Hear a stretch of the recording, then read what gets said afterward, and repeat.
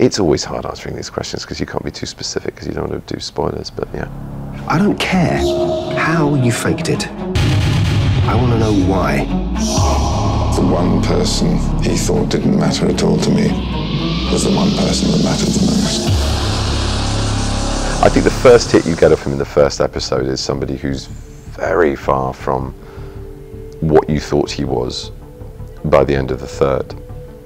He's juvenile, he's basically really uncertain. By the end you realise, almost sort of Freudian level, a lot more about what sort of goes on underneath his sort of superficial surface of confidence and supreme ability. He's somebody who has massive insecurities, actually, really big insecurities. I mean, I think, you know, that goes for all the characters. Everyone comes under the microscope by the end, but Sherlock in particular.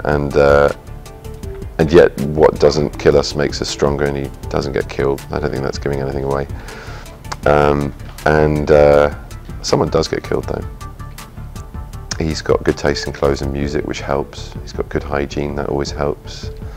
Could be quite grumpy, which doesn't always help. I could be quite grumpy, which always helps. I don't know, you know, we both got the most wonderful task. I mean, it's just a great series of scripts and characterizations and development to play out. So you'd have to be really hard pushed to have bad chemistry with the kind of material we get, let alone the fact that we really get on. I adore the guy, and I learn more from him probably than anything else when I'm doing the show. Terrific, sort of like home, really. Alarmingly so for those who know our relationship off screen. It was a beautiful thing, really beautiful thing. It was fantastic. We were nervous. It was the first day of shooting, and I was nervous for them. They were nervous, and then I realised, no, I really have to take control of this, and just started to kind of, you know, make sure that they felt all right, and they ended up having a really good day. So it was really cool. Hopefully not, you know. Hopefully not. I've got a reasonable amount of imagination, and I practice very hard to sort of cleanse myself of every role after I've done it, and just sort of shed the skin of that character in order to take on another.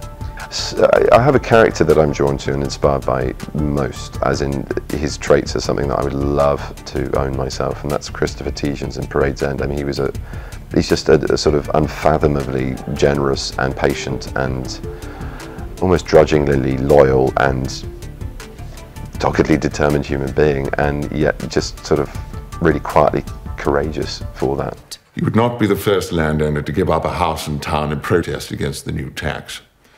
The Duke would applaud you. I shouldn't wonder if he lends you the Worcestershire box at the opera. I never heard such bosh. He doesn't suffer hypocrisy or fools gladly. He doesn't betray himself or his ideals for any quick fixes. He believes in respecting the old and tradition as well as embracing the new, and he's good with his men, and he's good with children, he's good with animals. I mean, he's just a good human being. I've got a very big affection for that man. So yeah, I guess if I can live a life half as good as his, then I'll know I've done all right.